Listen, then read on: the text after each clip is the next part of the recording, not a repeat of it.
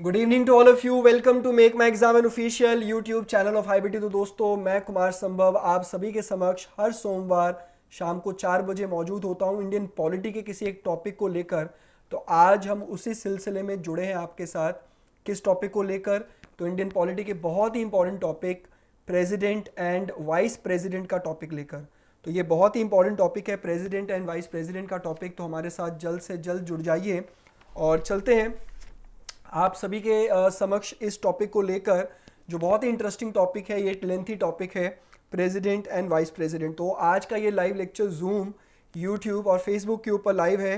तो मैं सभी स्टूडेंट से रिक्वेस्ट करता हूँ कि मुझे कंफर्म करें कि आप हमारे साथ जुड़ चुके हैं, और उसके बाद हम चलते हैं आज के सेशन को शुरू करते हैं। यूट्यूब के चैट्स भी मुझे दिखाए जाएं।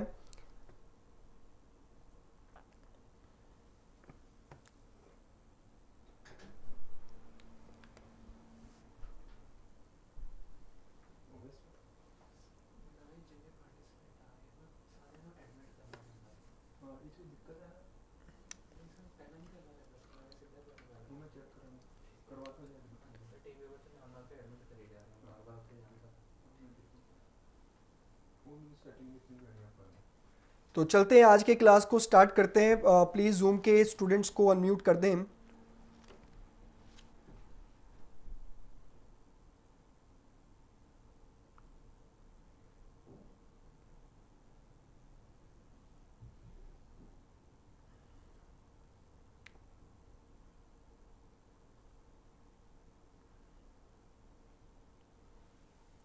क्या जूम के दर्शक जो हैं हमारे साथ जुड़ चुके हैं?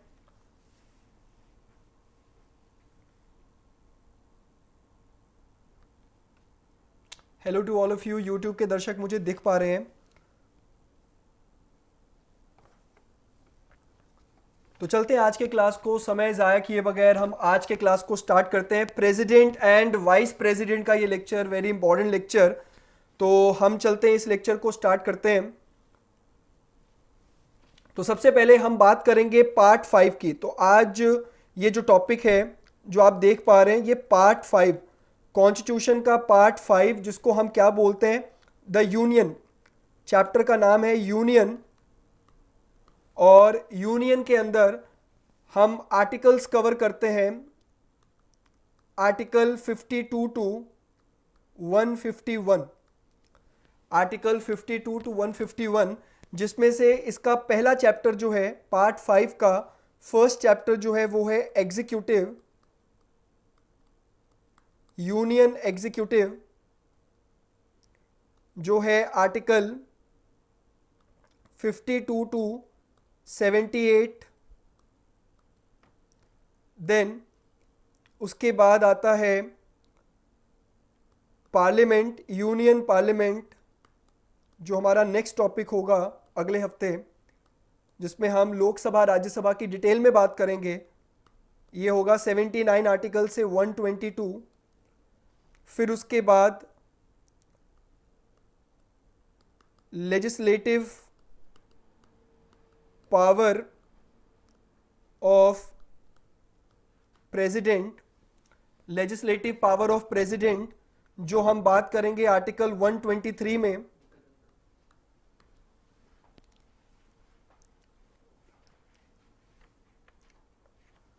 उसके बाद union judiciary, that is supreme court,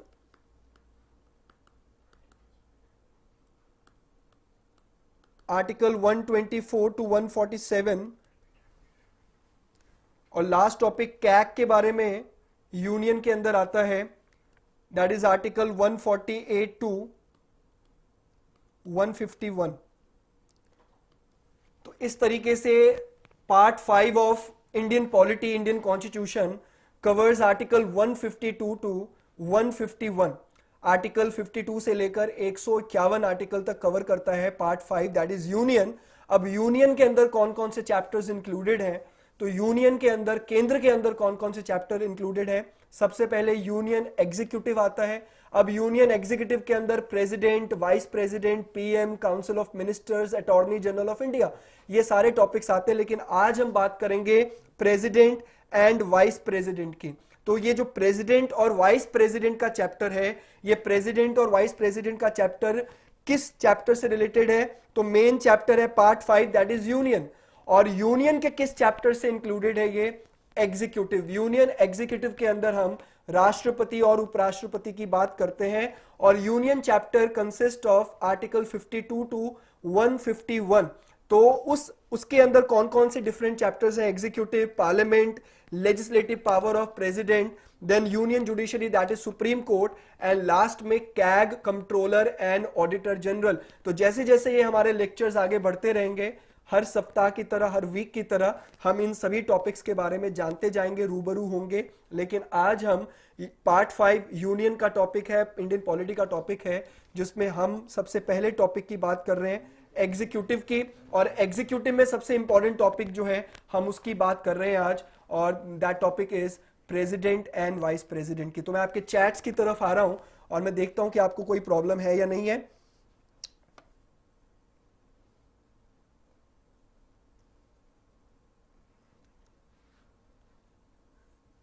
मैं एक बात टेक्निकल टीम से पूछना चाहूंगा कि बच्चों को यहां पर जो प्रॉब्लम आ रही है, जो मुझसे चैट में पूछ रहे हैं कि जूम पर क्लास क्यों नहीं स्टार्ट हो रही है, तो मुझे उसका उत्तर दे दें कि मैं बच्चों को वो आंसर दे दूं। अगर जूम पर ये क्लास नहीं हो पा रही है तो चिंता की कोई बात नहीं, यूट्यूब के ऊपर लाइव चल रहा है और हमेशा ये यूट्यूब पे रहेगा।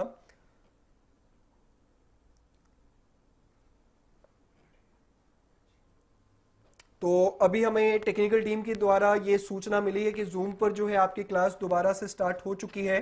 तो चिंता ना करें उस चीज़ की ज़्यादा, यूट्यूब के ऊपर हमेशा ये लेक्चर मौजूद रहेगा, आप इसको कभी भी सुन सकते हैं।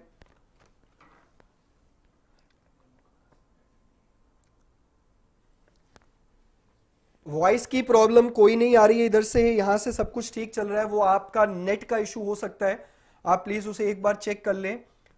वॉइस यहाँ से बिल्कुल सही जा रही है, यहाँ से किसी भी तरह की कोई दिक्कत नहीं है।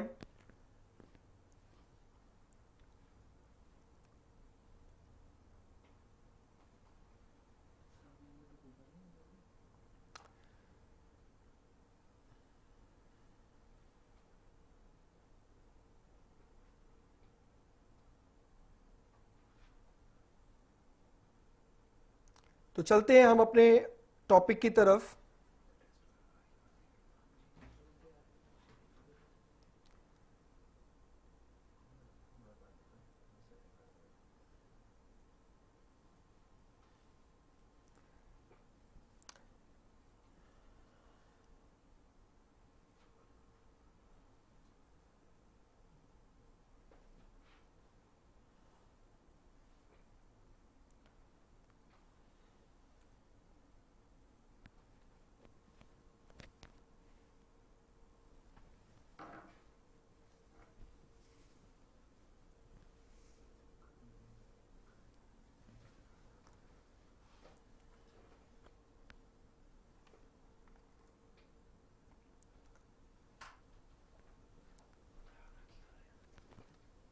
चले तो यहाँ पर स्क्रीन के ऊपर थोड़ा देख लें कि कुछ ऐसा इंटरप्शन ना आए। तो प्रेसिडेंट चैप्टर हम स्टार्ट करने जा रहे हैं। तो प्रेसिडेंट चैप्टर आर्टिकल 52 के अंदर, जब हम आर्टिकल 52 की बात कर रहे हैं, तो आर्टिकल 52 सेज दैट कि president is the part of union executive of India. President union executive है, he is the head of the Indian state. Bharat के जो संवैधानिक हेड है, कॉन्स्टिट्यूशनल हेड है, नॉमिनल हेड जो है वो प्रेसिडेंट ऑफ इंडिया है। But the real power is vested in prime minister and its council of minister. तो रियल पावर वेस्टेड है मंत्री परिषद और प्रधानमंत्री के अंदर, लेकिन जो कॉन्स्टिट्यूशनल हेड है, नॉमिनल हेड है, वो है प्रेसिडेंट ऑफ इंडिया। तो प्रेसिडेंट जो है वो यूनियन एग्जीक्यूटिव का पार्ट होता है। आर्टिकल 52 क्या कहता है कि there shall be a president of India, और प्रेसिडेंट ऑफ इंडिया जो है वो इंडियन स्टेट का, इंडियन कंट्री का हेड होगा, कॉन्स्टिट्यूशन का हेड होगा, वो भारत का पहला नागरिक होगा, और वो तीनों ही सेनाओं के आर्म्ड फोर्सेस का सुप्रीम कमांडर भी होगा। तो फर्स्ट सिटीजन भी कहा जाता है राष्ट्रपति को, उसको कॉन्स्टिट्यूशनल हेड भी कहा जाता है, और तीनों सेनाओं का प्रमुख भी कहा जाता है, supreme commander of armed forces, Indian army, Indian navy और इंडियन एयर फोर्स का सुप्रीम कमांडर भी राष्ट्रपति को कहा जाता है। लेकिन इन सब चीजों के बावजूद आर्टिकल 53 क्या कहता है? आर्टिकल 52 क्या कहता है? आर्टिकल 52 सिंपली सेज दैट कि president is the there shall be a president who is the first citizen of India, और एग्जीक्यूटिव हेड होगा वो कंट्री का। देन उसके अलावा जितने भी पावर्स हैं वो उनके अंदर मौजूद होंगे। लेकिन आर्टिकल 53 सेज दैट कि एग्जीक्यूटिव पावर प्रेसिडेंट के पास है, लेकिन उन पावर्स को असल में द रियल एग्जीक्यूटिव कौन है? The real executive is PM and its council of minister. प्रधानमंत्री और उसका मंत्री परिषद जो है वो हमारी कंट्री में रियल एग्जीक्यूटिव है, लेकिन नॉमिनल, महज कहने को हमारे देश का मुखिया कौन है? तो राष्ट्रपति।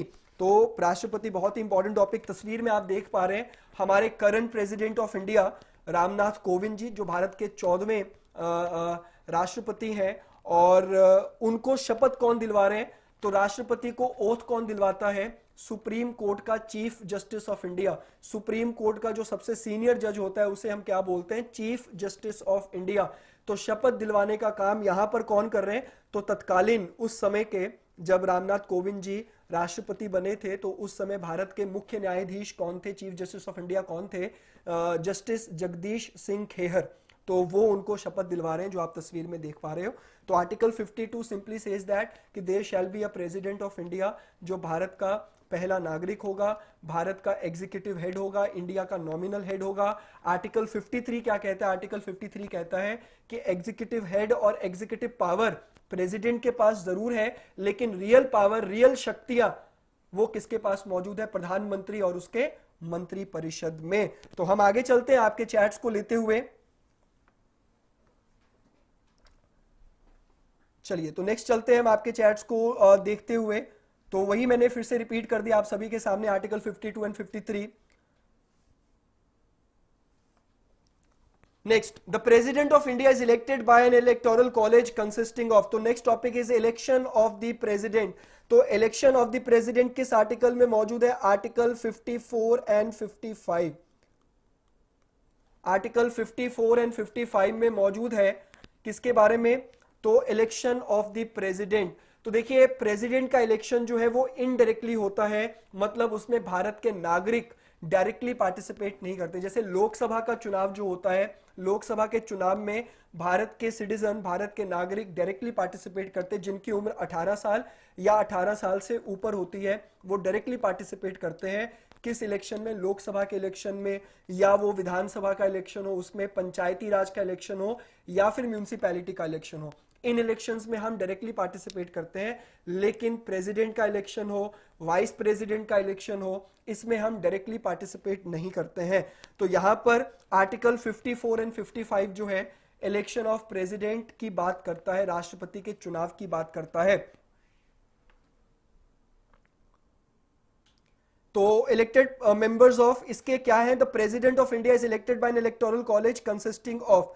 तो प्रेसिडेंट ऑफ इंडिया का जो मेथड ऑफ इलेक्शन है, इलेक्शन का जो मेथड होगा, प्रक्रिया जो होगी, वो हमने किस देश से लिया हुआ है? वो हमने आयरलैंड से लिया। आयरलैंड से हमने पिक किया method of election of president, electoral college कहते हैं हम उसको। वो हमने कहां से पिक किया है? आयरलैंड से। तो इसका फॉर्मूला जो है वो भी हम डिस्कस करेंगे, लेकिन सबसे पहले ये पता होना चाहिए कि राष्ट्रपति के चुनाव में पार्टिसिपेट कौन करता है। तो राष्ट्रपति के चुनाव में कौन पार्टिसिपेट करता है? Elected members, not nominated members. Elected members of both the house of parliament and legislative assemblies of the state. मतलब दोनों ही पार्लियामेंट के दो हाउसेज है इंडिया में, बाई कैमरल है, राज्यसभा एंड लोकसभा। तो राज्यसभा में 12 मेंबर नॉमिनेट किए जाते हैं राष्ट्रपति के द्वारा, और लोकसभा में 2 मेंबर्स नॉमिनेट किए जाते हैं राष्ट्रपति के द्वारा। तो 12 प्लस 2 14 मेंबर्स पार्टिसिपेट नहीं करेंगे क्योंकि वो नॉमिनेटेड मेंबर्स हैं। यहां पर इलेक्टेड मेंबर्स ही पार्टिसिपेट करेंगे। मतलब इनडायरेक्ट का मतलब है हमारे द्वारा चुने गए प्रतिनिधि जो हैं वो राष्ट्रपति के चुनाव में पार्टिसिपेट करेंगे, हम नागरिक उसमें डायरेक्टली पार्टिसिपेट नहीं करेंगे।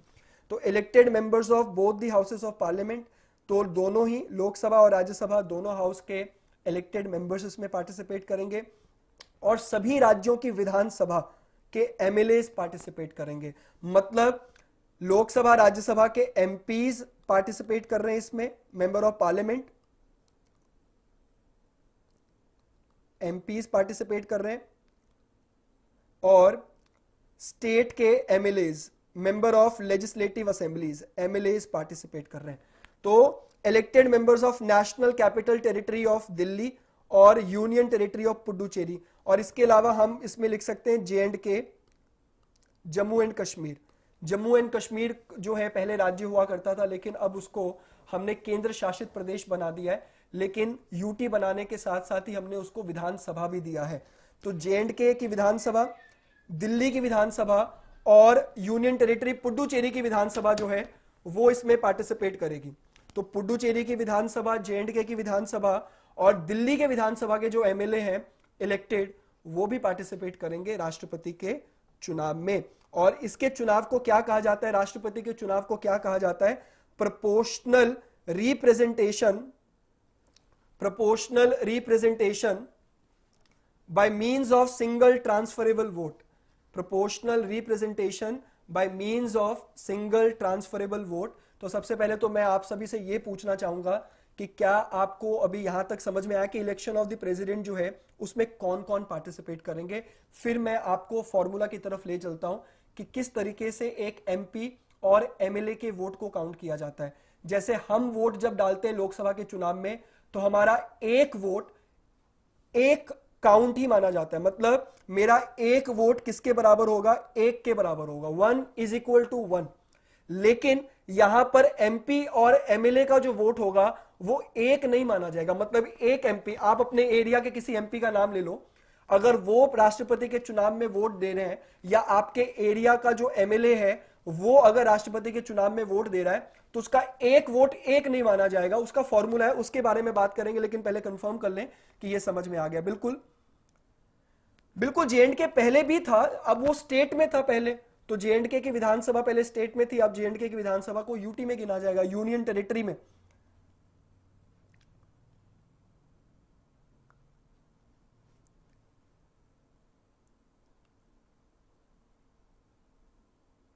बिल्कुल, जिन लीडर्स को हम चुनते हैं डायरेक्टली, वो लीडर्स हमारे बिहाफ पर आगे चुनते हैं राष्ट्रपति को। तो इसका फॉर्मूला बहुत ही सिंपल सा फॉर्मूला है। एक एमपी का वोट जो है, सबसे पहले हम एमएलए का वोट निकालेंगे।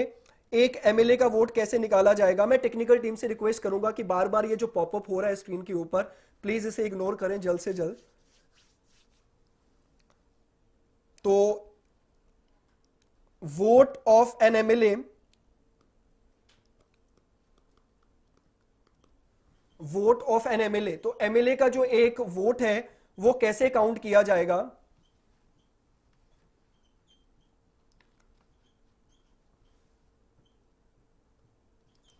वोट ऑफ एन एमएलए कैसे काउंट किया जाएगा? तो एमएलए का वोट काउंट किया जाएगा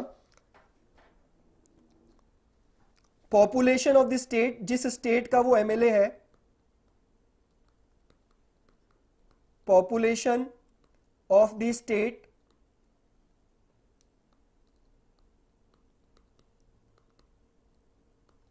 divided by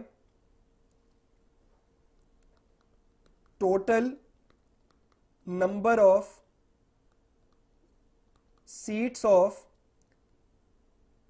Vidhan Sabha, that is state legislature, into 1/1000. Population of the state divided by total number of seats of Vidhan Sabha। मतलब अगर हम बात करें पंजाब राज्य की बात करें, या यूपी की बात कर लो, या बिहार की बात कर लो, हर स्टेट का, जितने भी स्टेट हैं भारत में जहां पर विधानसभा है, और जितनी भी यूटी कौन सी, सिर्फ 3 यूटी को पिक करना है, दिल्ली, पुडुचेरी और J&K। ठीक है, तो जहां पर विधानसभा है, जिन यूटी में विधानसभा है, तो 3 ही यूटी में विधानसभा है, तो 3 यूटी को पिक करना है। तो पॉपुलेशन ऑफ द स्टेट, जो भी लास्ट सेंसस होगा, तो 2011 के अकॉर्डिंग, अभी लास्ट सेंसस जनगणना कब हुई है? 2011 में जनगणना हुई है। तो 2011 के जनगणना के अनुसार स्टेट का पॉपुलेशन क्या है? तो स्टेट के पॉपुलेशन को डिवाइड करेंगे total number of seats in Vidhansabha. तो विधानसभा की टोटल नंबर ऑफ सीट्स कितनी है, उससे इंटू 1/1000। तो इंटू 1/1000 करने से जो वैल्यू हमारे पास आएगी, जो भी वैल्यू हमारे पास आएगी, वो एक वोट बन जाएगा एक एमएलए का, मेंबर ऑफ लेजिस्लेटिव असेंबली। एक विधायक का वोट जो है वो इस तरीके से काउंट होगा कि पॉपुलेशन ऑफ स्टेट, उस राज्य की जनसंख्या देखी जाएगी पिछली जनगणना के अनुसार, डिवाइडेड बाय उस राज्य के टोटल विधानसभा की सीट्स कितनी है, इनटू 1/1000। तो उससे जो भी वैल्यू निकलेगी वो वैल्यू जो है वो एक एमएलए का वोट माना जाएगा। मान लीजिए 200, 300, 400, जो भी वैल्यू निकली है वो वैल्यू एक एमएलए का वोट माना जाएगा। आप इसका स्क्रीनशॉट ले लीजिए, तो मैं आपको एमपी का वोट समझा दूंगा कि एमपी का वोट कैसे पड़ता है। Vote of an MP, value of an MP vote. तो इसका स्क्रीनशॉट जल्दी से ले लें, तो फिर मैं आपको समझाऊंगा एमपी के वोट की वैल्यू कैसे पड़ती है।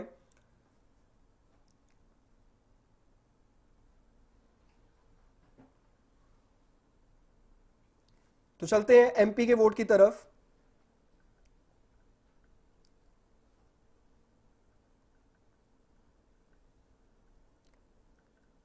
वोट ऑफ एमपी, तो एमपी के वोट की वैल्यू क्या है, value of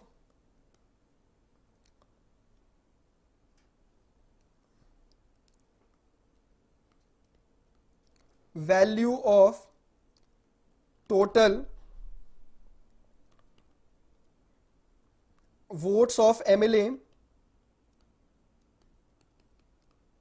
divided by total elected members of Lok Sabha and Rajya Sabha.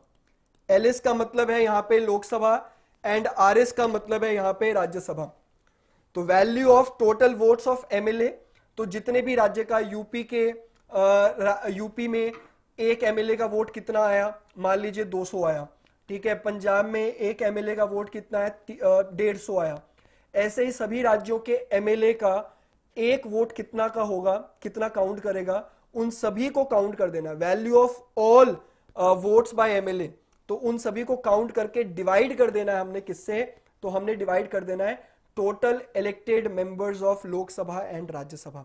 मतलब 12 उससे माइनस कर दो राज्यसभा से और 2 माइनस कर दो एंग्लो इंडियन लोकसभा से, तो मतलब 543 प्लस 238। तो 543 मेंबर्स ऑफ लोकसभा जो इलेक्टेड होते हैं, जो चुनकर जाते हैं लोगों के द्वारा, और 238 इलेक्टेड मेंबर्स ऑफ राज्यसभा, तो उससे डिवाइड कर देंगे तो वो एक एमपी का वोट निकल कर आ जाएगा। तो मेंबर ऑफ पार्लियामेंट का वोट निकल कर आ जाएगा। तो मेंबर ऑफ पार्लियामेंट का वोट निकल गया, मेंबर ऑफ लेजिस्लेटिव असेंबली का वोट निकल गया। उनको फिर एक बैलेट बॉक्स से ही होता है, ईवीएम से चुनाव नहीं होता है। राष्ट्रपति का चुनाव जो है वो ईवीएम से नहीं होता है, राष्ट्रपति का चुनाव बैलेट बॉक्स से ही होता है। तो बैलेट बॉक्स के ऊपर एक नंबर लिख दिया जाएगा। जितने भी राष्ट्रपति के कैंडिडेट खड़े होंगे, 1, 2, 3, मान लीजिए अगर 3 या 4 कैंडिडेट खड़े हो गए राष्ट्रपति के चुनाव के लिए, 4 कैंडिडेट खड़े हो गए, तो वो वहां पर आपको क्या डालना पड़ेगा, तो वहां पर आपको डालना पड़ेगा, मैं ये समझा रहा हूं, single transferable vote. Single transferable vote का मतलब है कि आप वहां पर अपने वोट का प्रेफरेंस दे सकते हैं। मान लीजिए कैंडिडेट का नाम लिखा हुआ है,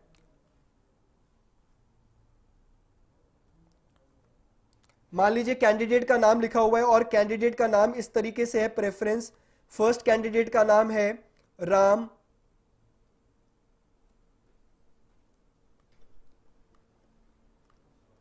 सेकंड कैंडिडेट का नाम है श्याम, थर्ड कैंडिडेट का नाम है मोहन। तो आपको प्रेफरेंस देना है, मतलब आप जिस पार्टी को सपोर्ट कर रहे हो एज ए एमपी और एज ए एमएलए, तो आप यहां पर अपना प्रेफरेंस दे सकते हो। मान लीजिए आपके पार्टी का कैंडिडेट है श्याम, तो आप यहां पर लिख देंगे फर्स्ट, मतलब पहला आपका वोट गिना जाएगा शाम के लिए। अगर शाम जीत गया तो आपका वोट शाम के लिए ही गिना जाएगा। लेकिन अनफॉर्चुनेटली अगर शाम हार गया तो आपने जहां पर सेकंड लिखा होगा आपका वोट वहां पे ट्रांसफर हो जाएगा। तो सिंगल ट्रांसफरेबल वोट का मतलब है कि अगर आपने जिस कैंडिडेट को फर्स्ट प्रेफरेंस डाला था, अगर वो कैंडिडेट नहीं जीत पाता है तो उस कैंडिडेट का वोट जो है मतलब वहां पर आपने उस वोटिंग लिस्ट के ऊपर जो आपको पेपर दिया था बैलेट बॉक्स, उसमें देखा जाएगा कि इस फलाना एमपी ने या इस फलाना एमएलए ने अपना सेकंड प्रेफरेंस किसको डाला है, अपना थर्ड प्रेफरेंस किसको डाला है, तो ऑटोमेटिकली आपका वोट जो है उसको ट्रांसफर हो जाएगा। फॉर एग्जाम्पल हम लोकसभा राज्यसभा में वोट डालते हैं, तो हम अगर हमारा कैंडिडेट हार जाए तो हमारा दिया गया वोट भी खराब हो जाता है। लेकिन राष्ट्रपति और उपराष्ट्रपति के चुनाव में हमारा दिया गया वोट खराब नहीं होता है। हमने प्रेफरेंसेस जो दिए होते हैं उसके अनुसार हमारा वोट कहीं ना कहीं जरूर गिना जाता है। ऑब्वियसली मेरा पहला वोट गिना जाएगा जिसको मैंने फर्स्ट प्रेफरेंस दी होगी, अगर वो हार जाए तो सेकंड प्रेफरेंस वालों को वोट चली जाएगी। चलिए, तो नेक्स्ट यहां पर ओपन हो चुका है स्लाइड, हम नेक्स्ट स्लाइड की तरफ आ चुके हैं। तो एलिजिबिलिटी क्राइटेरिया जो है, एलिजिबिलिटी क्राइटेरिया जो है ये किस आर्टिकल में आता है, आर्टिकल 58 में आता है। एलिजिबिलिटी क्राइटेरिया जो है वो किस में आता है, आर्टिकल 58 में आता है। तो राष्ट्रपति क्या होने चाहिए, he must be a Indian citizen, वो भारत के नागरिक होने चाहिए। Should have completed the age 35 years, 35 साल के कम से कम होने चाहिए वो। 35 साल से कम उम्र की जो है क्राइटेरिया नहीं चलेगा, 35 साल कम से कम राष्ट्रपति को होना चाहिए। Should be qualified for election as a member of Lok Sabha, Lok Sabha का मेंबर बनने के, लोकसभा का सदस्य बनने के काबिल हो, मतलब लोकसभा का सदस्य बनने के लिए जो क्राइटेरिया चाहिए वो फॉलो करते हो। Should not hold any office of profit, किसी लाभ वाले पोस्ट पर, किसी सरकारी पोस्ट पर या ऐसे किसी पोस्ट पर ना हो जहां से वो प्रॉफिट कमा रहे हो। ये कुछ एलिजिबिलिटी है, योग्यता है जो एक राष्ट्रपति को पूरा करना पड़ेगा। देन ओथ, शपथ किसको देते हैं, तो थर्ड शेड्यूल के अंदर मौजूद है शपथ की प्रक्रिया। The oath is administered by the chief justice of India and in his absence by the senior most जज of the supreme court available. ठीक है, तो यहां पर राष्ट्रपति पोस्ट पे आने के बाद अपना शपथ किसको देते हैं, तो सुप्रीम कोर्ट के सबसे सीनियर जज, जिसको chief justice of India, Bharat का मुख्य न्यायाधीश कहा जाता है, उनको शपथ देते हैं। और अगर चीफ जस्टिस ऑफ इंडिया मौजूद ना हो तो उस केस में वो सीनियर मोस्ट जज को, उसके बाद चीफ जस्टिस ऑफ इंडिया के बाद जो भी सीनियर मोस्ट जज होंगे वो उनको अपना शपथ देंगे। और रिजाइन किसको देते हैं, राष्ट्रपति अपना रेजिग्नेशन, अपना इस्तीफा किसको देंगे, कमेंट बॉक्स में जल्द से जल्द लिखकर बताइए कि प्रेसिडेंट अपना रेजिग्नेशन किसको देंगे।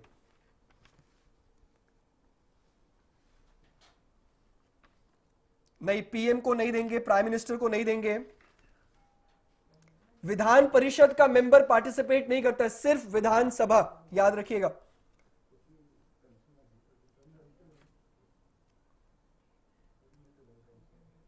एक दो के आंसर सही है, बिल्कुल सही है। रिजाइन ये किनको देते हैं, वाइस प्रेसिडेंट को रिजाइन देते हैं। अपना रिजाइन प्रेसिडेंट किसको सौंपते हैं, वाइस प्रेसिडेंट को। तो चलते हैं इसी के साथ अगले स्लाइड की तरफ। टेन्योर कितना है जी, टर्म कितना है, 5 years. The president hold office for a 5 year term from the date on which he enters the office, और वो री इलेक्शन के लिए भी दोबारा आ सकते हैं। लेकिन आज तक हमारे इंडिया में सिर्फ एक व्यक्ति ऐसे हैं जो 2 बार मतलब 10 साल तक राष्ट्रपति रहे हैं, वो भी लगातार। उसके बाद जितने भी राष्ट्रपति बने हैं वो मैक्सिमम 5 साल तक ही रहे हैं। री इलेक्टेड हो सकते हैं, री इलेक्शन हो सकता है राष्ट्रपति का, लेकिन सिर्फ एक व्यक्ति ऐसे थे जो 10 साल तक राष्ट्रपति रहे हैं। वैसे तो 5 साल का टेन्योर होता है, लेकिन अगले साल मतलब 5 साल पूरा होने के बाद री इलेक्शन कर सकते हैं। और एक ही ऐसे व्यक्ति हैं जो 2 बार राष्ट्रपति बने हैं। जल्दी से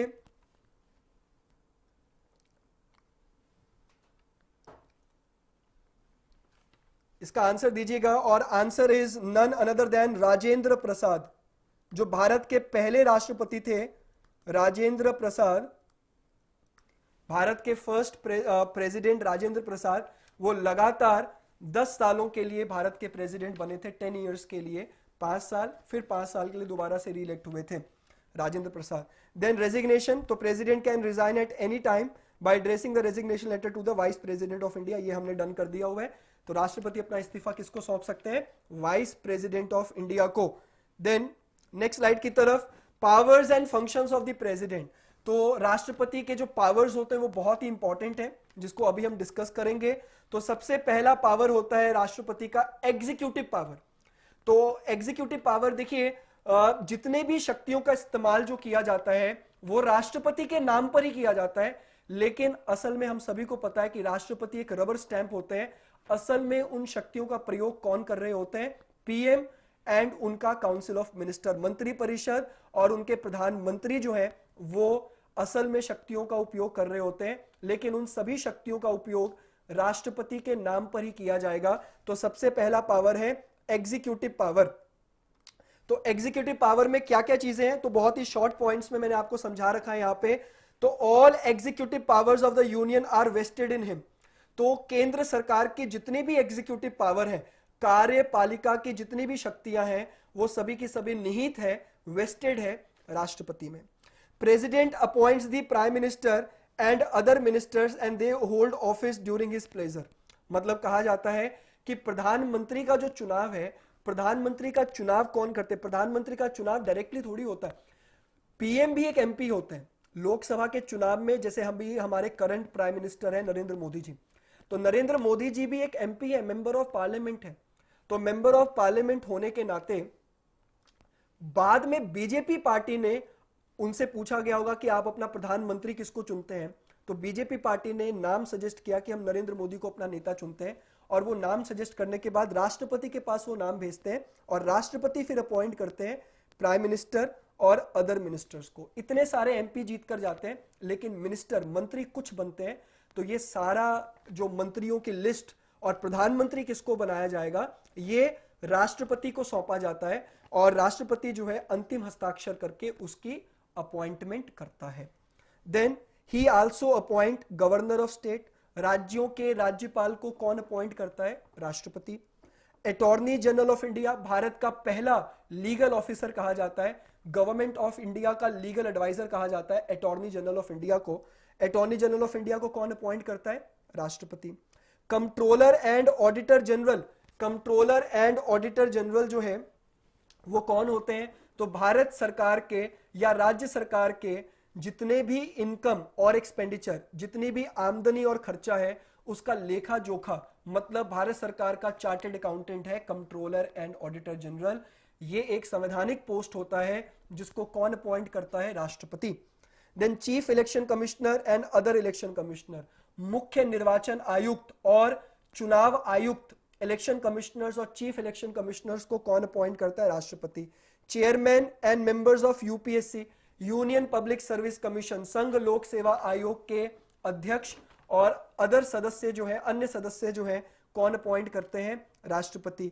chairman and members of finance commission, वित्त आयोग, फाइनेंस कमीशन के चेयरमैन को और उनके जो अदर अन्य 4 सदस्य होते हैं उनको कौन अपॉइंट करता है?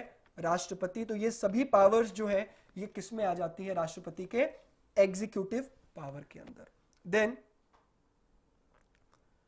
लेजिस्लेटिव पावर, लेजिस्लेटिव पावर के अंदर विधायिका, विधायिका मतलब कानून बनाने के लिए हमारे इंडिया में जो पार्लियामेंट है, that is Lok Sabha and Rajya Sabha, उसके अंदर राष्ट्रपति को कौन कौन सी शक्तियां मिली हुई हैं? तो सबसे पहले प्रेसिडेंट कैन समन और एंड सेशन ऑफ पार्लियामेंट। समन का मतलब होता है नोटिस देना, बुलाना। जब भी नया सेशन शुरू होता है, there are 3 sessions in Lok Sabha. Lok Sabha के अंदर 3 सेशंस होते हैं। पहला सेशन को बजट सेशन कहा जाता है, फिर दूसरे सेशन को हम मानसून सेशन बोलते हैं और तीसरे और अंतिम सेशन को हम विंटर सेशन कहते हैं। ठीक है, बजट सेशन, बजट सत्र, देन मॉनसून सत्र और शीतकालीन सत्र जो है, विंटर सत्र जो है, वो बुलाता कौन है? राष्ट्रपति। मतलब राष्ट्रपति समन करता है सदस्यों को कि आइए, आपको जिस काम के लिए चुना गया है, आइए लोकसभा राज्यसभा में बैठिए और कानून बनाने को लेकर उसके ऊपर चर्चा करिए। और सेशन को खत्म करने का भी शक्ति जो है कि उस सत्र को खत्म कर दे, अडजर्न कर दे, ये शक्ति भी राष्ट्रपति के पास है। लोकसभा को भंग करने की शक्ति जो है 5 साल पूरा होने के बाद, राज्यसभा कभी भंग नहीं होती है, डिसॉल्व नहीं होती है, लेकिन हर 5 साल के बाद फ्रेश इलेक्शन होते हैं लोकसभा के, तो लोकसभा को भंग कर दिया जाता है और फिर उसके बाद फ्रेश इलेक्शंस करवाए जाते हैं। तो डिसॉल्व कौन करता है? लोकसभा को डिसॉल्व करने का पावर भी किसके पास है? राष्ट्रपति के पास। He can also summon a joint sitting of both houses of parliament. जब कई बार ऐसे मुद्दे आते हैं लोकसभा और राज्यसभा के पास, जो मुद्दे बहुत ही पेचीदा मुद्दे होते हैं, बहुत ही संगीन मुद्दे होते हैं, गंभीर मुद्दे होते हैं, जिसके ऊपर चर्चा बहुत लंबी चली जाती है और कोई फैसला नहीं हो पाता है। दोनों हाउसेस अटक जाते हैं, काम नहीं करते हैं, जिस कारण से यहां पर राष्ट्रपति जो है दोनों सदन को ज्वाइंट सेशन, मतलब पार्लियामेंट हाउस में एक सेंट्रल हॉल है और उस सेंट्रल हॉल के अंदर बहुत बड़ा हॉल है जिसमें राज्यसभा और लोकसभा को इकट्ठा बिठाया जा सकता है। ऐसा पास्ट में 3-4 बार ऐसा हुआ है जब ज्वाइंट सिटिंग बुलाया गया है। ठीक है, तो joint sitting of both houses, Lok Sabha और राज्यसभा का एक ज्वाइंट सेशन बुलाने का पावर राष्ट्रपति के पास है। लेकिन उस ज्वाइंट सेशन की अध्यक्षता कौन करेगा वो आप कमेंट बॉक्स में बताइए। ठीक है, आपको कमेंट बॉक्स में बताना है। ज्वाइंट सेशन को बुलाने का अधिकार राष्ट्रपति के पास है, लेकिन उसकी अध्यक्षता करने का, चेयरमैनशिप करने का अधिकार किसके पास है वो आपने बताना है। देन राज्यसभा में 12 मेंबर्स नॉमिनेट कर सकता है राष्ट्रपति। किस किस क्षेत्र से? Art, science, literature, social service, कला के क्षेत्र से, विज्ञान के क्षेत्र से, साहित्य के क्षेत्र से और समाज सेवा के क्षेत्र से 12 मेंबर मैक्सिमम नॉमिनेट कर सकता है राष्ट्रपति। 2 मेंबर्स वो नॉमिनेट कर सकता है लोकसभा में एंग्लो इंडियन कम्युनिटी से, ऐसे अंग्रेज जो भारत में ही रह गए और भारतीय माता पिता, मतलब माता भारत की और पिता अंग्रेज, तो अगर ऐसे कोई व्यक्ति यहाँ पे रह गए तो उनको भी, एंग्लो इंडियन कम्युनिटी को भी 2 मेंबर्स को नॉमिनेट कर सकता है राष्ट्रपति। लेकिन फिलहाल ये जो एंग्लो इंडियन कम्युनिटी का है, 104 अमेंडमेंट के थ्रू, 104th अमेंडमेंट के थ्रू एंग्लो इंडियन कम्युनिटी को अभी बैन कर दिया, मतलब एंग्लो इंडियन कम्युनिटी को राष्ट्रपति नॉमिनेट नहीं करेगा। 545 की 45 सीटें जो हैं वो इलेक्टेड ही होंगी। बिल्कुल सही। तो ज्वाइंट सेशन जो है उसकी अध्यक्षता कौन करेगा? Speaker of the Lok Sabha, speaker of Lok Sabha, LS का मतलब लोकसभा। लोकसभा के स्पीकर अध्यक्षता करेंगे। बुलाने का पावर ज्वाइंट सेशन जो है वो राष्ट्रपति के पास है। Then when a bill is sent to the parliament after it has been passed by the parliament, the president can give his assent to the bill, और मतलब राष्ट्रपति के मंजूरी के बाद ही कोई बिल एक्ट बनता है। एक्ट बनने के लिए राष्ट्रपति का साइन होना जरूरी है। दोनों सदन की वोटिंग हो गई, एक्ट बन गया, लेकिन एक्ट फाइनल कब बनेगा? तो साइन करने के बाद ही। असेंट बोलते, कंसेंट बोलते हैं, या withhold is assent to the bill. ठीक है, या तो फिर वो रोक सकते हैं या फिर रिटर्न कर सकते हैं, बिल को वापस भेज सकते हैं लोकसभा या राज्यसभा, या फिर उसको रोक सकते हैं। सिर्फ मनी बिल को वो नहीं भेज सकते हैं। मनी बिल और कॉन्स्टिट्यूशनल अमेंडमेंट बिल को वो रिटर्न नहीं कर सकते हैं, बाकी ऑर्डिनरी बिल को वो रिटर्न कर सकते हैं या फिर उसको रोक सकते हैं। Then can promulgate ordinance under article 123। Ordinance का मतलब होता है अध्यादेश। कई बार अगर सदन काम ना कर रहा हो, कई बार सदन काम ना कर रहा हो, लोकसभा राज्यसभा काम ना कर रहा हो, उस सिचुएशन के अंदर राष्ट्रपति जो है 6 हफ्तों के लिए एक टेम्पररी कानून बना सकता है। मतलब अगर प्रधानमंत्री और उसका मंत्री परिषद, रूलिंग पार्टी, अगर राष्ट्रपति के पास जाए कि देखिए सदन नहीं चल रहा है और इस मुद्दे के ऊपर अध्यादेश पास करिए और एक टेम्पररी कानून बनाइए, तो राष्ट्रपति 6 हफ्तों के लिए वो कानून पास कर सकता है। 6 हफ्ते के दौरान, 6 हफ्ते के अंदर अंदर उसे मेजॉरिटी के साथ पास कराना जरूरी है। लोकसभा और राज्यसभा में पास कराना जरूरी है, लेकिन 6 हफ्ते के लिए वो कानून मान्य कर सकते हैं। अगर 6 हफ्ते में वो लोकसभा और राज्यसभा से पारित नहीं होता है तो फिर उसको राष्ट्रपति अगले 6 हफ्तों के लिए और कंटिन्यू कर सकता है। इस तरह से कई 6 हफ्ते के लिए वो कंटिन्यू कर सकता है। मतलब राष्ट्रपति के पास भी मिनिमम हम कह सकते हैं कि 6 हफ्तों के लिए, 6 वीक्स के लिए कानून बनाने का, ऑर्डिनेंस पास करने का, अध्यादेश पास करने का प्रावधान है। नहीं, लोकसभा में जो मेंबर्स लाने का जो प्रोविजन है वो ये प्रोविजन है कि अगर पूरे देश में एंग्लो इंडियन कम्युनिटी को रिप्रेजेंटेशन नहीं मिल रहा है तो फिर आप राष्ट्रपति से गुहार लगाकर 2 मेंबर भेजिए। नहीं तो हमारे इंडिया में ऐसे कई एरियाज हैं जहां से ऑटोमेटिकली एंग्लो मेंबर्स जो हैं वो चुनकर ही आ जाते हैं। जैसे आपको याद होगा बॉर्नविटा क्विज कॉन्टेस्ट देखा होगा आपने। बॉर्नविटा क्विज कॉन्टेस्ट को जो होस्ट करते हैं, उनका नाम थोड़ा सा मैं स्किप कर रहा हूं। बॉर्नविटा क्विज कॉन्टेस्ट को होस्ट करते हैं, चश्मा डालते हैं, ऐनक डालते हैं, तृणमूल कांग्रेस से वो बिलोंग करते हैं, TMC से वो बिलोंग करते हैं, ममता बनर्जी की पार्टी से बिलोंग करते हैं। तो वो भी एंग्लो इंडियन कम्युनिटी के और वो इलेक्टेड है, वो चुने गए। तो इस तरीके से हमारे इंडिया में कई ऐसे लोग हैं जो सीधा चुनकर आ जाते हैं, जिस वजह से राष्ट्रपति ने अभी रिसेंटली 104 अमेंडमेंट जब पास हुआ, इसको साइन किया गया, तो उसमें कहा गया कि अभी इसकी कोई जरूरत नहीं है, जब इसकी जरूरत होगी तो उसको फिर से इंट्रोड्यूस कर दिया जाएगा। चलिए तो आगे चलते हैं।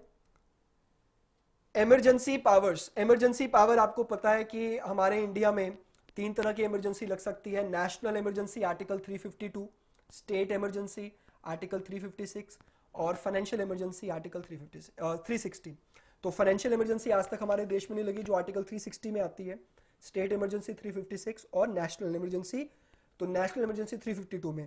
तो राष्ट्रपति कभी भी आपातकाल की घोषणा कर सकते हैं जब वो सेटिस्फाई हो जाए, नेशनल इमरजेंसी के सिचुएशन में जब वो सेटिस्फाई हो जाए कि हमारी कंट्री में जो सिक्योरिटी ऑफ इंडिया जो है, भारत की सुरक्षा जो है वो खतरे में है, और या तो वो युद्ध के कारण खतरे में है या दूसरे देश के साथ एक अग्रेशन जो है उस अग्रेशन के कारण खतरे में है,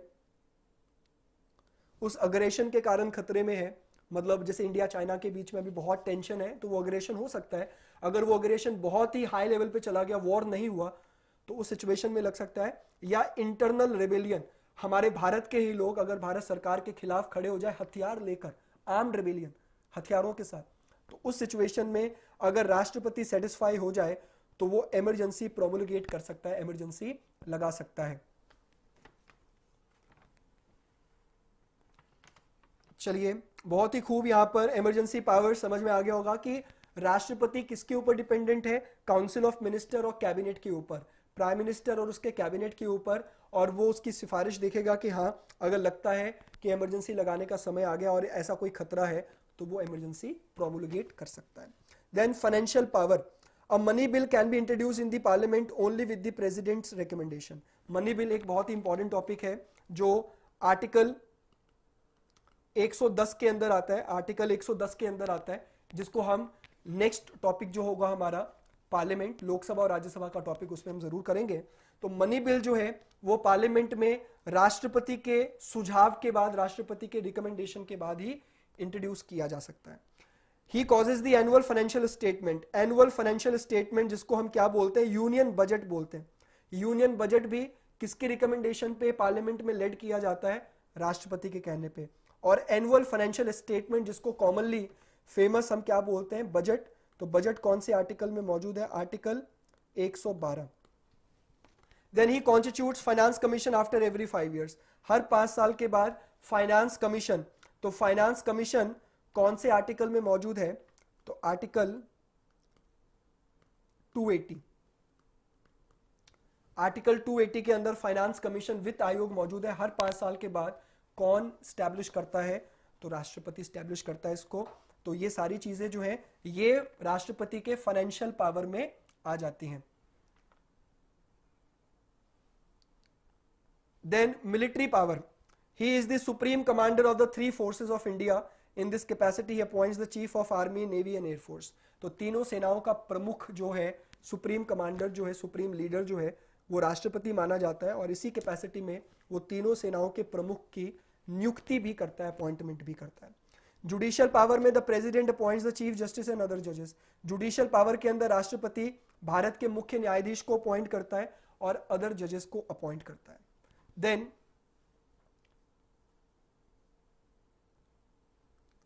पार्डनिंग पावर, क्षमा करने की। आर्टिकल 72 के अंदर, आर्टिकल 72 के अंदर राष्ट्रपति के पास क्षमा करने की भी शक्ति है। तो मतलब वो किसी भी तरह की सजा को, इवन फांसी की सजा को भी वो क्षमा कर सकता है। पार्डन का मतलब होता है पूरी तरह से क्षमा दे देना। मतलब कोई भी सजा गई हो, चाहे वो फांसी की सजा हो, चाहे वो उम्र कैद की सजा हो, 10 साल की सजा हो, 5 साल की सजा हो, ऐसी किसी भी सजा को पूर्ण तौर से माफ कर देना, पूर्ण रूप से माफ कर देना पार्डन कहलाता है। कम्यूटेशन का मतलब होता है कि उम्र कैद से उस सजा को कम करके, मतलब फांसी की सजा को कम करके, मौत की सजा को कम करके उम्र कैद पे ले आना। कम्यूटेशन का मतलब होता है कि जो ओरिजिनल आपको सजा मिली हो उससे कम कर देना। रिमिशन का मतलब होता है कि सजा वैसी ही रहेगी, लेकिन सजा का नेचर वैसा ही रहेगा, लेकिन उसकी ईयर को घटा देना, वर्ष को घटा देना। कम्यूटेशन का मतलब होता है किसी बड़ी सजा से सजा को छोटा कर देना, जैसे मौत की सजा से उम्र कैद पे ले आना।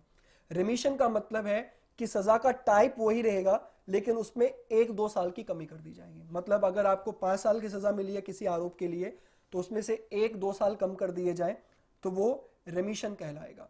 रिस्पाइट का मतलब होता है कि उसके कैरेक्टर को देखकर, या वो महिला है, गर्भवती महिला है, इस तरह के, या फिर वो डिसेबल है, इस तरह की चीजों को देखकर अगर उसकी सजा को माफ कर दिया जाए ह्यूमैनिटेरियन ग्राउंड के ऊपर, उसको हम रिस्पाइट बोलते हैं। रिप्रीव का मतलब होता है कुछ देर के लिए उस सजा के ऊपर विराम लगाना। मतलब मान लीजिए अभी रिसेंटली आप लोगों ने देखा होगा निर्भया कांड के दोषियों को सजा मिल रही थी और वो बार बार डिले हो रहा था, तो वो रिप्रीव लगा रहे थे। रिप्रीव का मतलब ये होता है कि कुछ देर के लिए उस सजा के ऊपर विराम दे देना, और उसके बाद विराम देना इसलिए कि वो अपने इन राइट्स का इस्तेमाल कर सके। इस राइट का इस्तेमाल करने के लिए सजा के ऊपर विराम दे देना। मतलब मान लीजिए किसी को परसों मौत की सजा होनी है लेकिन उसके पास मौका होगा कि वो ये वाला एप्लीकेशन लगा दे आर्टिकल 72 के अंदर, रिप्रीव वाला, और उसके अंदर कहे कि मैं अभी पार्डन, कम्यूटेशन, रिमिशन या रिस्पाइट करना चाहता हूं तो मुझे ये सजा ना दी जाए, 2 दिन के लिए, 1 महीने के लिए, 20 दिन के लिए ये सजा रोक दी जाए जब तक राष्ट्रपति उसके ऊपर फैसला ना कर ले। Then the pardoning power of the governor differs from that of the president in following two respect. President can pardon, तो गवर्नर के पास भी माफ करने की शक्ति है लेकिन थोड़ा सा अंतर है 2 रिस्पेक्ट में। The president can pardon sentence inflicted by court martial while the governor can not.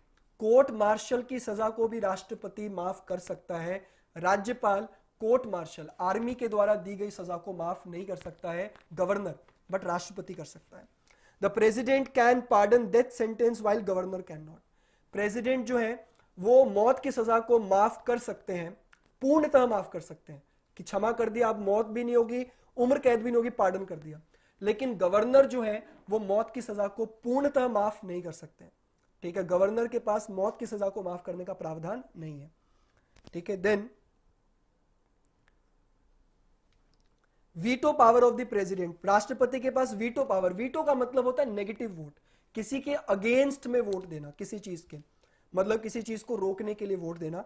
तो when a bill is presented to the president for his assent, he has 3 alternatives under article 111. he may give assent to the bill. अगर राष्ट्रपति के पास कोई भी bill act बनने के लिए आता है तो राष्ट्रपति की मंजूरी चाहिए होती है उसके ऊपर। तो आर्टिकल 111 के अंदर 3 चीजें हैं। सबसे पहले या तो राष्ट्रपति बिल को मंजूरी दे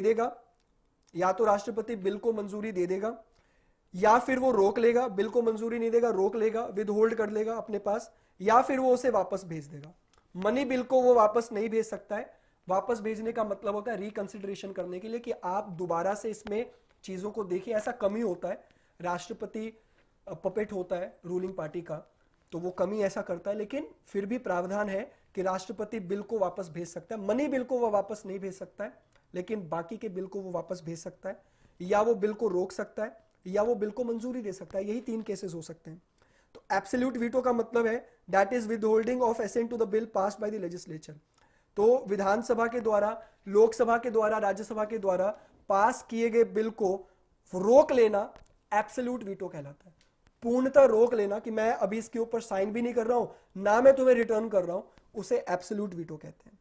सस्पेंसिव वीटो का मतलब होता है which can be over ridden bye the legislature with an ordinary majority.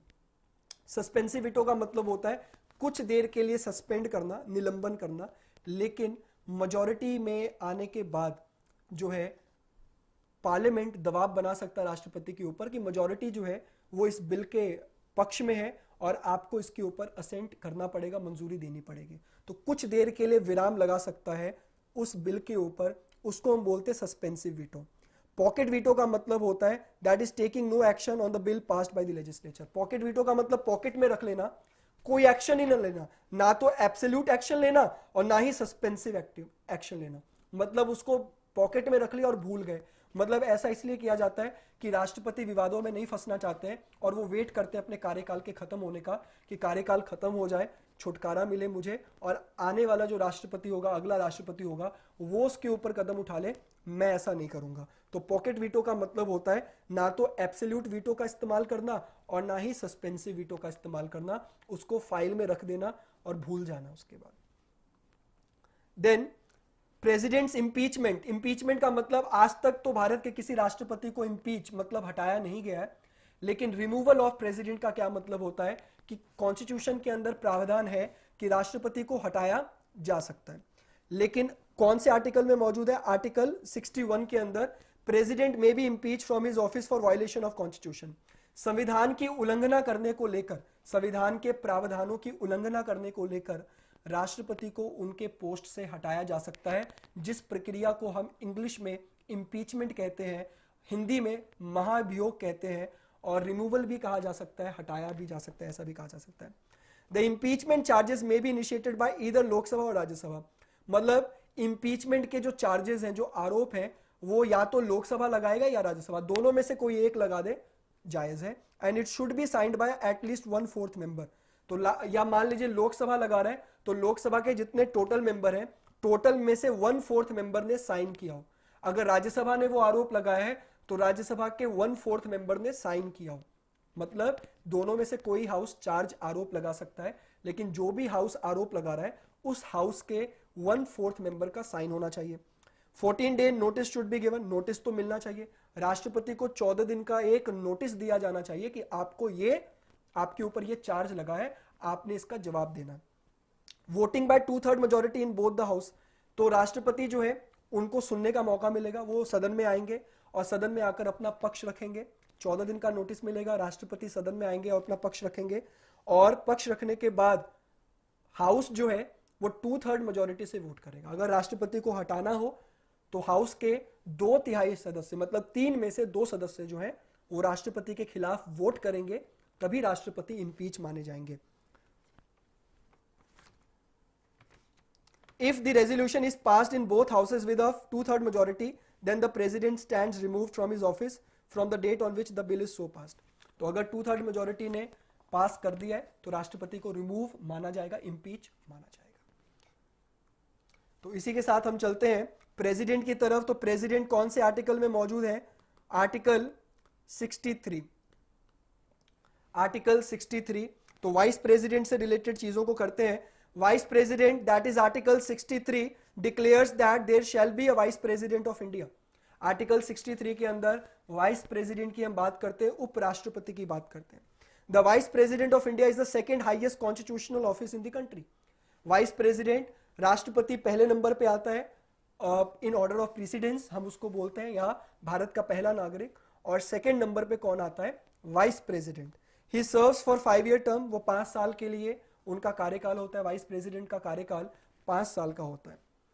Election, तो इलेक्शन के अंदर इसमें ध्यान देने वाली बात है कि he is elected by the members of N electoral college consisting of members of both houses of parliament. इसमें स्टेट लेजिस्लेचर का कोई रोल नहीं है।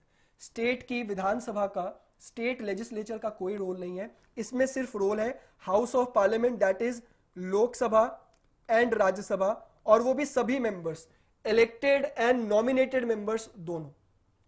राज्यसभा और लोकसभा के इलेक्टेड और नॉमिनेटेड मेंबर्स दोनों।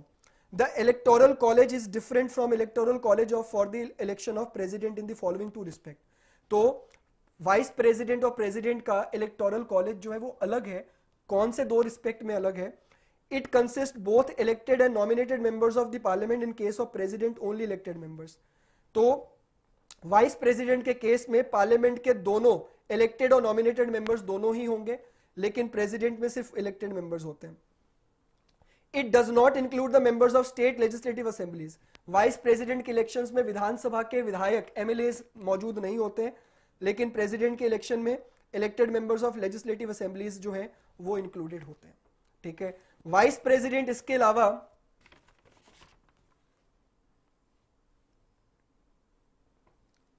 वाइस प्रेसिडेंट जो है इसके अलावा किस चीज का एक्स ऑफिशियो चेयरमैन होता है? Ex officio, automatically. Ex officio का मतलब होता है कि वाइस प्रेसिडेंट के साथ साथ ही वो किसका चेयरमैन होता है? Chairman of Rajya Sabha. मतलब भारत का जो भी राष्ट्रपति होगा वो ऑटोमेटिकली राज्यसभा का चेयरमैन होगा, राज्यसभा का स्पीकर जिसको हम बोलते हैं वो होगा राज्यसभा का। तो आपको एक और इंटरेस्टिंग फैक्ट बता दूं कि वाइस प्रेसिडेंट की अपनी कोई सैलरी नहीं होती है, उपराष्ट्रपति की अपनी कोई सैलरी नहीं होती है, और उपराष्ट्रपति जो है वो सैलरी ड्रॉ करता है चेयरमैन ऑफ राज्यसभा के काम के लिए। राज्यसभा के चेयरमैन के काम के लिए वो अपनी सैलरी ड्रॉ करता है। कॉन्स्टिट्यूशन के अंदर वाइस प्रेसिडेंट की अपनी कोई सैलरी नहीं है। प्रेसिडेंट की अगर मौत हो जाए या अगर वो बीमार हो जाए, अगर वो इस्तीफा दे दे, तो उनकी जगह पर वाइस प्रेसिडेंट उनके पोस्ट पर आएंगे। अगर वाइस प्रेसिडेंट मौजूद ना हो तो chief justice of India president बनेंगे। लेकिन प्रेसिडेंट है, वाइस प्रेसिडेंट को अगर कुछ हो जाए तो उनकी जगह पर कौन आएगा? तो इंटरेस्टिंगली उनकी जगह पर कोई नहीं आता है, उनका पोस्ट वेकेंट रखा जाता है। अगर प्रेसिडेंट को कुछ हो जाए तो उनके पोस्ट को संभालेंगे वाइस प्रेसिडेंट। वाइस प्रेसिडेंट भी अगर ना हो तो राष्ट्रपति का काम कौन संभालेंगे? Chief justice of India. लेकिन प्रेसिडेंट मौजूद है और वाइस प्रेसिडेंट को कुछ हो जाए तो वाइस प्रेसिडेंट का पोस्ट वेकेंट रखा जाएगा, खाली रखा जाएगा तब तक के लिए जब तक नया चुनाव नहीं हो जाता है। और आप पूछेंगे फिर राज्यसभा की चेयरमैनशिप कौन करेगा? तो राज्यसभा की चेयरमैनशिप करेगा deputy chairman of Rajya Sabha, deputy chairman of Rajya Sabha. तो इसलिए कहा जाता है कि वाइस प्रेसिडेंट की, मतलब मजाक में कहा जाता है, ऐसा हमें नहीं कहना चाहिए, लेकिन वाइस प्रेसिडेंट को कहा जाता है कि वो बिल्कुल डमी के तौर पर काम करते हैं। वो एक ऐसा पोस्ट है जो सिर्फ या तो चेयरमैनशिप ऑफ राज्यसभा करने के लिए है, ठीक है, और प्रेसिडेंट को कुछ हो जाए तो उनके पोस्ट और उनके काम संभालने के लिए है। Qualification, he must be a citizen of India, Bharat के नागरिक होने चाहिए। उपराष्ट्रपति 35 साल भी उनकी मिनिमम एज 35 ईयर्स होनी चाहिए। Must be qualified for election of Rajya Sabha, Rajya Sabha का सदस्य बनने की उनके अंदर क्वालिफिकेशन, राज्यसभा का सदस्य बनने के लिए जो क्वालिफिकेशन होनी चाहिए वो एलिजिबिलिटी इनके पास भी होनी चाहिए। Then condition of office, the constitution lays down the following 2 condition. He should not be a member of either house of parliament और house of the state legislature. वो किसी भी लोकसभा या राज्यसभा के सक्रिय सदस्य नहीं होने चाहिए, अगर है तो इस्तीफा दे दे, और किसी भी विधानसभा के सदस्य नहीं होने चाहिए। एंड वो किसी भी ऑफिस ऑफ प्रॉफिट, लाभ के किसी पद पे, किसी पोस्ट पे ना हो। टेन्योर, 5 साल का इनका टेन्योर है और अपने एक्सपायरेशन ऑफ द टर्म से पहले भी वो अपना रेजिग्नेशन दे सकते हैं। और वाइस प्रेसिडेंट अपना रेजिग्नेशन आर्टिकल 67 के अंदर वो किसको देगा? प्रेसिडेंट को। राष्ट्रपति अपना रेजिग्नेशन वाइस प्रेसिडेंट को देता है और वाइस प्रेसिडेंट अपना रेजिग्नेशन राष्ट्रपति को देता है। Removal, the vice president can be removed from office by resolution of the council of state Rajya Sabha passed by a majority of its member and at that time and agreed to by the house of people। तो राज्यसभा के द्वारा एक resolution pass किया जाएगा। राष्ट्रपति के removal के लिए दोनों में से कोई भी हाउस रेजोल्यूशन पास कर सकता है, लेकिन उपराष्ट्रपति को हटाने के लिए रेजोल्यूशन कौन पास करेगा? तो राज्यसभा। लेकिन अग्री कौन करेगा उसके ऊपर? लोकसभा। मतलब रेजोल्यूशन सिर्फ पास किया जाएगा राज्यसभा के द्वारा उपराष्ट्रपति को हटाने के लिए, वाइस प्रेसिडेंट को हटाने के लिए, और majority of its member at that time and agreed by the house of people, और लोकसभा के लोगों की और उसके सदस्यों की मंजूरी होनी चाहिए। A resolution for this purpose may be moved only after a notice of at least 14 days, और इनको भी 14 दिनों की नोटिस दी जाएगी। For the removal of vice president no cause or reason has been mentioned in the constitution। संविधान में इनको remove करने के लिए, राष्ट्रपति को रिमूव करने के लिए है वहां पर रीजन मेंशन कि वायोलेशन ऑफ कॉन्स्टिट्यूशन, अगर संविधान का उल्लंघन किया हो, संविधान की किसी प्रक्रिया का उल्लंघन किया हो तो राष्ट्रपति की इंपीचमेंट जो है वो लाई जा सकती है। लेकिन वाइस प्रेसिडेंट को कैसे रिमूव किया जाएगा इसको लेकर कोई डिटेल नहीं है। तो आज तक ना तो राष्ट्रपति और ना ही वाइस प्रेसिडेंट का रिमूवल या इंपीचमेंट हुआ है, लेकिन प्रोसीजर मौजूद है और उसी प्रोसीजर के आधार पर, प्रक्रिया के आधार पर वाइस प्रेसिडेंट का कोई ग्राउंड मेंशन नहीं है कि किस ग्राउंड पर रिमूवल किया जा सकता है। Then powers and functions, he acts as the ex officio chairman of Rajya Sabha. Rajya Sabha के ऑटोमेटिक, मतलब जो भी करंट वाइस प्रेसिडेंट होंगे राज्यसभा के चेयरमैन होंगे। In this capacity his powers and functions are similar to those of speaker of Lok Sabha. तो इस capacity में राज्यसभा का चेयरमैन होने के नाते लोकसभा के स्पीकर के पास जो पावर्स हैं वही पावर्स राज्यसभा के chairman that is vice president के पास भी है। He acts as president when a vacancy occurs in the office of the president. तो राष्ट्रपति के ऑफिस में अगर किसी भी तरह का खालीपन आता है, रिक्त स्थान आता है, चाहे वो इस्तीफा से आया हो, रिमूवल से आया हो, डेथ से आया हो या अदरवाइज किसी भी कारणवश अगर राष्ट्रपति का पोस्ट खाली हो जाता है तो वो प्रेसिडेंट के तौर पर काम करेंगे। कौन? Vice president. He can act as president only for maximum period of 6 months। वो सिर्फ 6 महीने के लिए एक्ट कर सकते हैं as a president within which a new president has to be elected, और 6 महीने के दौरान नया राष्ट्रपति चुनना ही होगा। Further, when the sitting president is unable to discharge his function due to absence, illness और any other cause, the vice president discharges his function until the president resumes his office. अगर बीमारी की वजह से या किसी कारणवश राष्ट्रपति कुछ समय के लिए भी अगर अपना पोस्ट संभाल नहीं पाते हैं तो उस सिचुएशन में भी वाइस प्रेसिडेंट उनकी जगह पर एक्ट करता है एज अ प्रेसिडेंट। तो इसी के साथ आज का हमारा ये जो इंपॉर्टेंट टॉपिक है प्रेसिडेंट एंड वाइस प्रेसिडेंट, ये समाप्त होता है। अगले लेक्चर में हम बहुत ही इंपॉर्टेंट टॉपिक की बात करेंगे, that is Lok Sabha and Rajya Sabha. कुछ एक टॉपिक रह गए जहां पर इंडियन पॉलिटी हमारे से बहुत ही अच्छे तरीके से आप सभी ने पार्टिसिपेट किया, वो खत्म हो जाएगा और हम एक इंपॉर्टेंट एमसीक्यू भी लेकर आएंगे। जितना भी चैप्टर्स हम लोगों ने डिस्कस किया है उसको लेकर हम इंपॉर्टेंट एमसीक्यू भी आपके समक्ष प्रस्तुत करेंगे और उससे आपका एक रिवीजन भी हो जाएगा जितना हम लोगों ने आज तक किया है। तो नेक्स्ट सेशन जो हमारा होगा, कल हम मिलेंगे सुबह 10 बजे करंट अफेयर्स के शो के साथ, और अगले हफ्ते हमारी मुलाकात होगी सोमवार को शाम को 4 बजे इंडियन पॉलिटी के लोकसभा और राज्यसभा के लेक्चर के साथ। तो तब तक के लिए आप सभी का बहुत बहुत धन्यवाद।